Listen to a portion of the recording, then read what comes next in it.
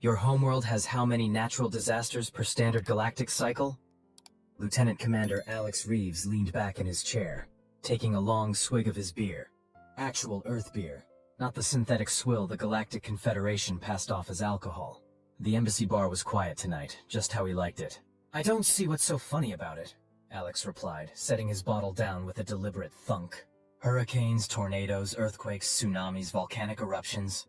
They're just part of life. Nature doing its thing. The insectoid diplomat's compound eyes glistened with mirth. On my homeworld, we've had exactly one earthquake in recorded history. It measured what you'd call a 2.1 on your Richter scale. 3 buildings needed minor repairs. We call that Tuesday morning, Alex said dryly. Ambassador Trill, a Neptune with shimmering blue skin who had been quietly nursing her drink, leaned forward. I've studied your planet's classification file. Earth shouldn't be habitable according to every metric we have. Your species evolved on what should, by definition, be a death world. Yet here I am. Alex spread his arms wide. Drinking beer and trading jokes with aliens. Pretty good for a death worlder, wouldn't you say? Little did Alex know, this casual conversation would be the prelude to humanity's most significant test since leaving Earth, and the moment that would forever change how the galaxy viewed his species. 3 weeks later, Alex found himself boarding the Confederation science vessel Empirical Truth, alongside 5 other human representatives. Earth had been formally invited to participate in the Galactic Confederation's Paradise Planet Initiative, a program designed to settle compatible species on idyllic worlds. Most species would kill, some literally, for such an opportunity. I still don't understand why they want humans specifically, Dr. Eliza Morris muttered, as they made their way through the ship's curved corridors. As Earth's leading xenobiologist, she had a healthy skepticism about interspecies projects. We're barely 50 years into Confederation membership. Because, Alex replied, ducking under a doorway clearly built for taller species, they think we're going to fail spectacularly. Captain Nolan Reed, their military liaison, snorted. Diplomatic as always, Reeves. Am I wrong, though? The captain's silence was answer enough. The remaining 3 members of their team, Dr. James Wilson, environmental engineer, Lieutenant Kai Nakamura, security specialist, and Dr. Olivia Bennett, cultural anthropologist, exchanged glances.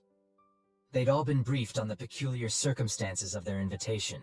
When they arrived at the bridge, Fleet Admiral Coover greeted them with all 4 of his arms extended in what humans had learned was a gesture of respect, though Alex suspected it was largely ceremonial. Representatives of Earth, the Admiral began, his translator converting his subsonic vocalizations into somewhat flat English. We welcome you aboard the Empirical Truth for this historic journey. Paradise Planet LV-227 awaits, a jewel among worlds, where you will establish the first human outpost beyond Confederation Central Space. Alex forced a smile. We're honored by the opportunity, Admiral. Dr. Morris cleared her throat. Admiral, I've reviewed the preliminary data on LV-227, but I was hoping for more comprehensive biological surveys before arrival. The Admiral's upper arms twitched slightly. All relevant data has been provided, Doctor. LV-227 is categorized as a Class 1 Paradise Planet. Perfect atmospheric composition, stable tectonics, moderate climate variations, and abundantly fertile soil. No large predators, minimal disease vectors, and compatible biochemistry. It is, by definition, perfect. Nothing's perfect, Kai muttered under her breath. What my colleague means, Dr. Wilson interjected smoothly, is that we humans tend to be thorough in our preparations. The Admiral's skin shifted from blue to a mottled purple, amusement Alex had learned. Of course, your species' caution is noted. As they were dismissed to their quarters, Captain Reed fell into step beside Alex. This whole thing stinks, he said quietly. Agreed, Alex replied. But orders are orders, and honestly, I'm curious to see what they consider paradise. Reed's expression darkened. Just remember, on Earth, paradise is usually where you find the most venomous creatures. LV-227 was, objectively speaking, beautiful. Standing on the observation deck as the Empirical Truth entered orbit, even Alex had to admit the planet looked like something from a travel brochure. Swirling blue oceans covered approximately 65% of the surface, with landmasses displaying every shade of green imaginable. There were no ice caps, no vast deserts, just perfectly distributed continents with mountain ranges that appeared gentle rather than jagged. It looks airbrushed, Olivia said, voicing what they were all thinking. Admiral Coover, who had joined them for the approach, beamed with pride. LV-227 has been under observation for 3 centuries. Over 200 species have established successful colonies here. The planetary conditions self-regulate to maintain optimal habitability. That's not how planets work, James murmured, frowning at his datapad. Perhaps not on Earth, the Admiral replied smoothly. This is why we call them paradise planets. They defy the harsh realities that shaped worlds like yours. Alex felt a prickle at the back of his neck. Something about the Admiral's tone seemed almost condescending? No, that wasn't quite right. Pitying. When do we land? He asked, changing the subject. Tomorrow at dawn. Your landing site has been prepared with basic shelter structures. You'll be the sole occupants of Continent 7, which remains undeveloped. An entire continent to ourselves? Eliza asked, suspicion evident in her voice. That's generous. The Confederation believes in giving each species adequate space to establish their cultural footprint, the Admiral replied. Additionally, your status as deathworlders suggested that isolation might be preferred, for everyone's comfort. There it was. Alex exchanged glances with Reed. They weren't being given an opportunity, they were being quarantined. The landing shuttle touched down in a meadow so perfect it made Alex's teeth hurt. Flowers in every color dotted the landscape, swaying gently in a breeze that seemed calibrated to be refreshing without being chilly. The air smelled like someone had bottled spring morning and released it all at once. This is deeply unsettling, Kai said as they disembarked, her hand never straying far from her sidearm. It's paradise, Alex replied with heavy sarcasm. What could possibly go wrong? Their base camp consisted of 6 dome-shaped structures arranged in a circle, each equipped with living quarters and basic amenities. A larger central dome held their communications equipment, lab space, and common areas. All perfectly designed, perfectly clean, and perfectly boring. As the shuttle departed, leaving them alone on an alien continent, Alex couldn't shake the feeling they were lab rats in someone else's experiment. First order of business, Captain Reed announced. Perimeter security and environmental assessment. Nakamura, you're with me. Morris, Wilson. I want preliminary readings on everything. Soil, water, air, the works. Bennett, start cataloging the flora directly around the camp. Reeves, communications check with the ship, then help wherever needed.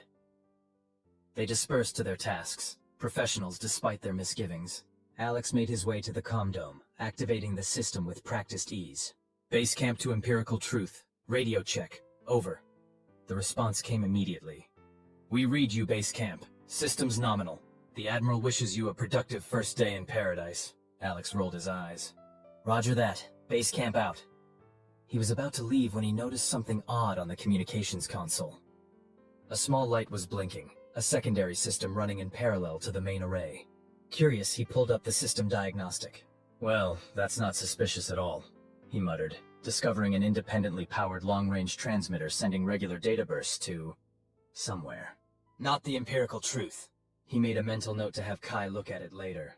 Outside, the others were already making discoveries of their own. These readings can't be right, James was saying, staring at his soil analyzer. According to this, the soil composition is identical everywhere I've tested, down to the molecular level. That's statistically impossible in nature. Eliza nodded grimly. I'm seeing similar patterns in the plant life. Superficially diverse, but genetically almost identical. It's like a simulation? Olivia suggested. Or a controlled experiment, Alex added, joining them. And guess who the test subjects are? Reed and Kai returned from their perimeter sweep, looking equally troubled. The entire area is surrounded by what appears to be a natural barrier, a perfect circle of dense vegetation that's practically impenetrable, Reed reported. Natural barriers aren't circular, James pointed out. Exactly, Reed agreed. And there's something else. No insects, no birds, no small mammals, nothing. Just plants. Paradise, Alex said mockingly. A bit too perfect, wouldn't you say? They gathered in the central dome that evening, comparing notes and theories. None of them trusted the comm system enough to speak freely on it, so they had disabled it for their discussion. I think we're being tested, Alex said finally, voicing what they were all thinking. The Confederation wants to see how Deathworlders respond to Paradise. But why? Olivia asked. What's the point? Control, Eliza suggested. Maybe they're afraid of us. Earth animals evolved to survive in challenging conditions. We're adaptable, resourceful, and compared to most Confederation species, incredibly resilient. We're also the new kids on the block, James added. Relatively speaking, most member species have been part of the Confederation for thousands of years. So they put us in a controlled environment to see what we'll do, Kai concluded. Wonderful. Reed leaned forward. The question is, what are we going to do? Alex grinned. We're going to be thoroughly, obstinately human about it. They agreed to play along, for now. They would file their reports, collect their data, and act as if everything was normal. But privately, they would investigate what was really happening on LV-227. The first sign that Paradise wasn't all it seemed came 3 days later. Alex was outside helping James collect soil samples when the ground beneath them shuddered. Just a slight tremor, barely noticeable, but on a planet supposedly free of tectonic activity, it was significant. Did you feel that? James asked, freezing in place. Yeah, Alex replied, scanning the horizon, and I'm guessing that wasn't in the brochure. They reported the tremor in their daily communication with the empirical truth. The response was immediate and dismissive. Our sensors detect no seismic activity in your vicinity.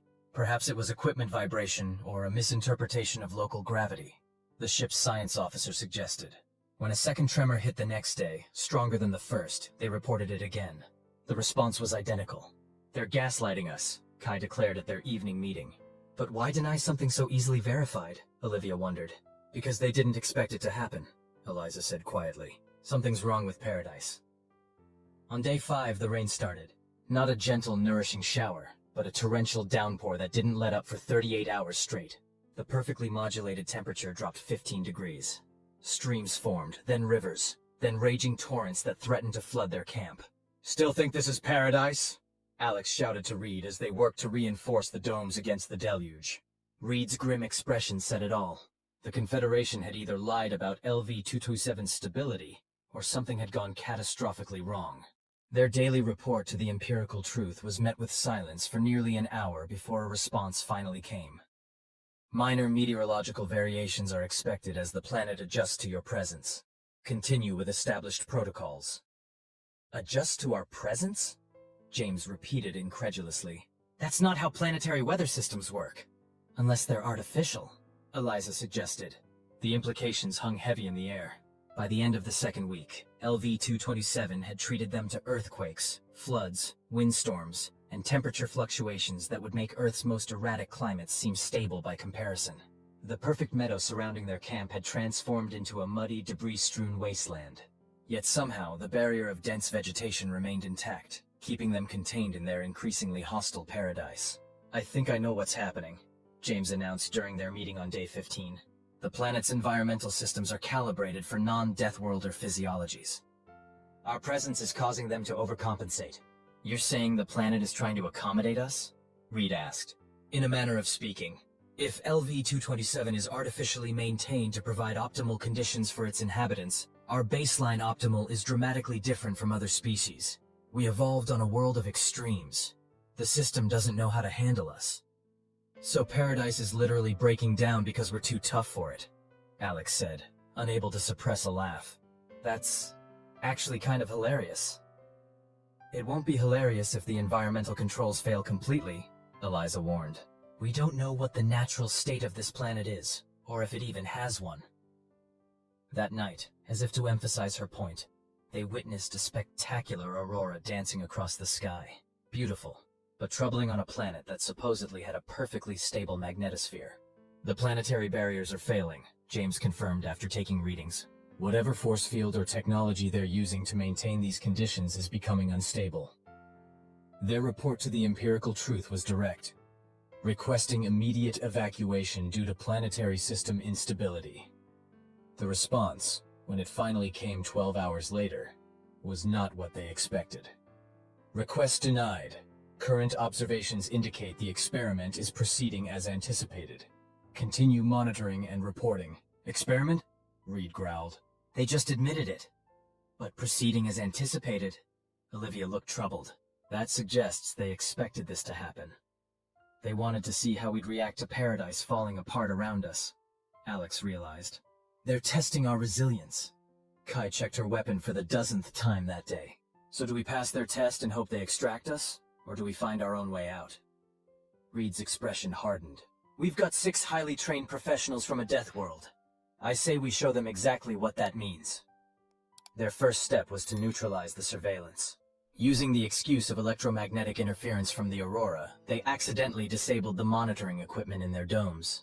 Kai located and disabled the hidden cameras throughout the camp, while Alex reprogrammed the communications array to send looped data. We've got maybe 48 hours before they realize what we've done, Kai estimated. Then we better move fast, Reed replied. The barrier is our first obstacle. The circular vegetation wall had proven impervious to their cutting tools. But James had a theory. If this planet is artificially maintained, then the barrier isn't actually plant matter. It's technology disguised as plants. And all technology has vulnerabilities. He was right. When they applied an electromagnetic pulse generator, repurposed from their communications equipment, to the barrier, sections of it flickered like a faulty hologram before resolidifying. There's our proof, Eliza said. This entire continent is probably just a containment cell. Can we punch through it? Reed asked. James nodded slowly. If we channel enough power, yes. But it will alert whatever system is controlling this place. So we need a distraction, Alex said, a plan already forming. And I think our friends in orbit just gave us one. The Aurora had been intensifying each night as the planetary systems deteriorated. If they could accelerate that process in a controlled way, the resulting electromagnetic storm might provide cover for their escape. It was risky, borderline insane, and thoroughly human. They got to work immediately. 3 days later, as LV-227's artificial paradise continued its spectacular breakdown, they were ready. James and Eliza had rigged the camp's power cores to overload in sequence, creating cascading failures in what they now understood to be the planetary environmental grid. According to my calculations, James explained, this will trigger a massive energy discharge in the atmosphere, like a planet-wide EMP. How long will it last? Reed asked. Minutes, maybe. The system will have auto-repair protocols. Minutes is all we need, Alex said confidently, though his racing heart belied his calm exterior. As the first power core began its overload sequence, the ground beneath them shook violently. Cracks appeared in the formerly perfect meadow, venting steam and revealing glimpses of mechanical structures beneath the surface. There goes the neighborhood, Alex quipped, steadying himself against a dome wall. The sky darkened as clouds formed with unnatural speed, swirling into a cyclonic pattern directly above them. Lightning erupted in blinding flashes, striking the ground with increasing frequency. Their communicator crackled to life. Base camp, this is empirical truth. We are detecting critical failures in LV-227 systems. Prepare for immediate evacuation. Alex smirked as Reed responded. Negative, empirical truth. We're experiencing communication difficulties. Please stand by. He terminated the connection. They sound worried, Olivia observed. Good, Reed replied grimly. They should be. The second power core detonated, and the effect was immediate and dramatic. The Aurora exploded across the sky in sheets of green and purple, while the barrier around their containment zone flickered rapidly. Now! James shouted over the growing storm. They had already packed essential supplies and data. Moving as one, they rushed toward the weakening barrier, Kai leading with a makeshift battering ram constructed from research equipment. When they hit the barrier, instead of resistance, they felt a sensation like passing through static electricity. Then they were through, emerging onto another perfect meadow. Damn it, Kai swore. It's just another containment cell. No, Eliza said, kneeling to examine the ground. Look. Where their footsteps fell, the grass pixelated and dissolved, revealing a metallic floor beneath. The trees in the distance flickered like bad projections. The whole planet is artificial, James whispered. A giant simulation chamber. Alex wasn't surprised. Which means there's got to be a control center. A distant rumble drew their attention to a mountain range on the horizon. Except the mountains were now distorting, sections disappearing to reveal a massive structure beneath. I'm guessing that's it, Reed said, pointing. Only one way to find out, Alex replied. The journey to the structure took them through increasingly glitching landscape. Sometimes they walked on what appeared to be lush forest, only for it to dissolve under their feet, revealing metal corridors and strange machinery. Other times they passed through areas where the simulation had failed completely, leaving them in sterile, labyrinthine passages. This isn't just a testing ground, Eliza realized as they examined the technology. It's a terraforming simulation. They use it to model environments before implementing them on actual planets. And they put us in the middle of it, Kai said bitterly. Lab rats after all. They encountered no resistance as they approached the central structure, a massive dome that now stood fully revealed as the planetary illusion continued to fail around them. Either the Confederation didn't have security forces on the surface, or they hadn't anticipated anyone breaking out of the simulation. The entrance to the dome stood open, emergency lights flashing inside. "They're evacuating," Reed observed, noting the absence of personnel. "They don't want to be here when the system completely fails." "Can you blame them?" James gestured to the sky, where the aurora had intensified to a blinding light show, intercut with what looked like digital glitches in reality itself. Inside the dome, they found what they were looking for: a massive control center with workstations arranged in concentric circles around a holographic display of the planet. Most of the stations were abandoned, screens showing cascading error messages. Alex slid into one of the seats, fingers flying over the alien but surprisingly intuitive interface.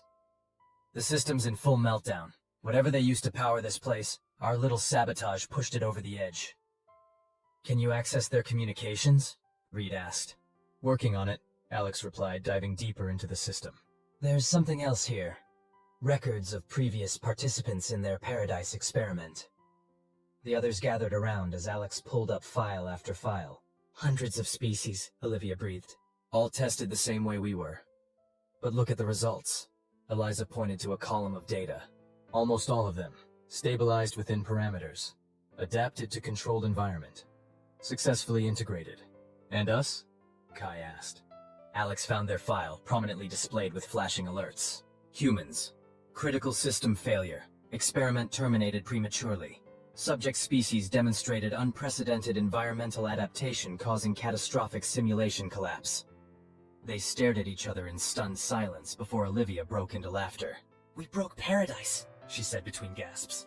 "They put us in their perfect world, and we were so stubborn and adaptable that we crashed the entire system." "Humanity? Fuck yeah," Alex muttered with a grin. Reed wasn't celebrating yet. "We still need to get off this failing simulation before it comes down around our ears. Any luck with communications?" Alex nodded, pulling up another screen. "I've got access to their emergency channels, including..." His grin widened. "The override codes for the shuttle bay." "There are shuttles still here?" Kai asked. "Emergency evacuation vessels," Alex confirmed. "Apparently they left in such a hurry they didn't take all of them." "Can you fly one?" Reed asked. "I'm insulted you even have to ask," Alex replied. "Now, let's get the hell out of fake Paradise." The shuttle bay was located at the base of the dome, 3 levels down. They encountered only 2 Confederation technicians, both too panicked about the failing systems to do more than stare in shock as the humans ran past them. 4 sleek evacuation shuttles remained in their docking bays.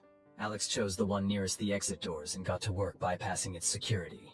"We're getting company," Kai warned, watching the internal sensors. "Looks like someone finally realized we're not where we're supposed to be." "How much time do we have?" Reed asked. "Minutes, maybe less." Alex swore as he worked faster.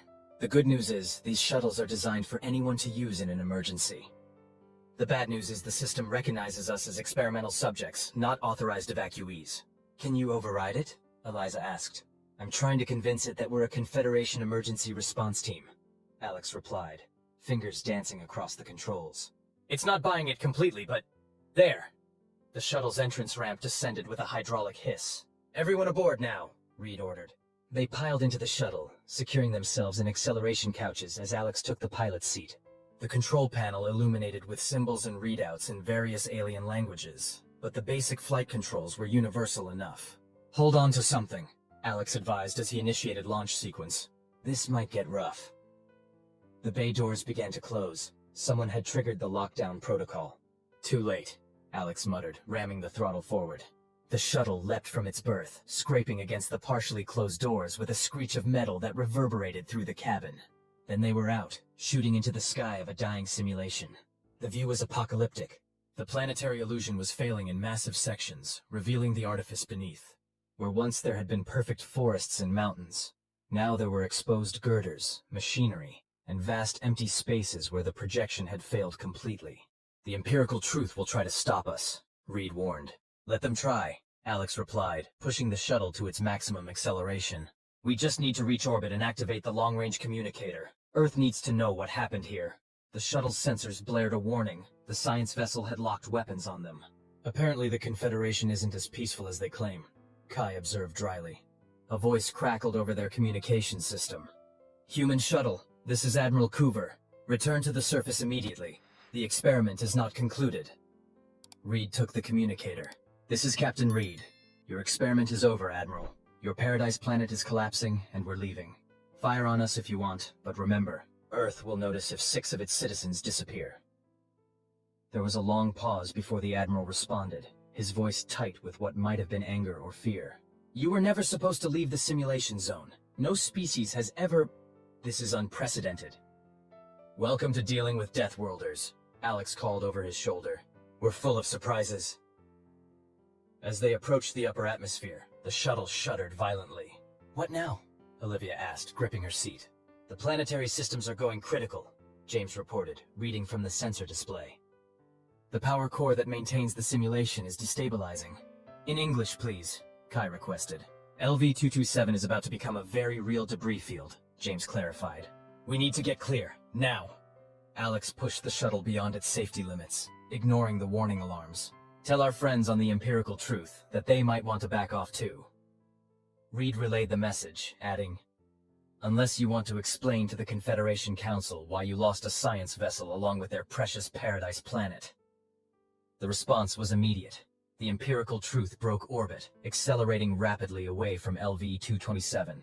"Cowards," Kai muttered. "Smart cowards," Alex corrected, still wrestling with the controls. "Because this is going to be..." He never finished the sentence. Behind them, LV-227, or rather, the massive artificial structure that had posed as a paradise planet, exploded in a blinding flash. The shockwave hit their shuttle seconds later, sending it tumbling end over end through space. Warning lights flashed across the control panel as Alex fought to stabilize their flight path. The artificial gravity flickered, and for stomach-churning moments they were weightless before the backup systems engaged. "Status report," Reed demanded once they'd stopped spinning. "Main engines damaged," Alex replied, scanning the readouts. "Life support functioning, hull integrity at 82%. We're alive, but we're not going anywhere fast." "The empirical truth?" Eliza asked. James checked the sensors. "Still in one piece, but they've taken damage too. They're holding position about 50,000 kilometers away." "And LV-227? "Gone," James said simply. "Nothing left but debris." They stared out the viewport at the expanding cloud of particles that had once been paradise. "I guess they'll have to rethink their classification system," Alex said after a moment of silence. "Turns out a paradise for some is a death world waiting to happen for others. And a death world species can turn paradise into hell pretty quickly," Kai added with a grim smile. The communications system crackled to life again. This time it wasn't the Admiral but a different voice, older, more authoritative. "Human shuttle. This is High Counselor Vexalia of the Galactic Confederation Security Council. We have received your distress signal and the data packet you transmitted. A rescue vessel has been dispatched to your location." They exchanged surprised glances. Alex hadn't mentioned sending any data packet. "I took the liberty of downloading the simulation records before we left," Olivia explained with a slight smile, "including the Admiral's original experiment parameters. Sent it on all emergency Confederation channels." "High Counselor," Reed responded formally. "We appreciate the assistance. Will Admiral Coover be joining the rescue operation?" There was a distinct pause before the Counselor replied. "Admiral Coover is currently being debriefed regarding unauthorized experimentation protocols and the loss of a Class 1 controlled environment facility." Alex couldn't help but smile at that. "In other words, he's in deep trouble." "Indeed," the Counselor continued, apparently having heard him. "The Security Council was unaware of the exact nature of the Paradise Planet Initiative. We believed it to be a genuine colonization program, not a testing ground." "And now that you know?" Reed asked. "Now we find ourselves re-evaluating many of our assumptions about interspecies compatibility and environmental adaptation. Your species has demonstrated unexpected qualities." "We get that a lot," Alex said dryly. "The rescue vessel will arrive within 6 hours. In the meantime, the empirical truth has been ordered to provide any assistance you require, though I understand if you prefer to maintain distance under the circumstances." After the communication ended, they sat in contemplative silence, watching the stars and the distant Confederation science vessel. "So," Alex said finally, "we crashed their perfect paradise, destroyed an ancient alien facility, embarrassed a high-ranking admiral, and forced the Confederation to rethink their entire species classification system. Not bad for 2 weeks' work. The question is, Reed replied, what happens when we get home?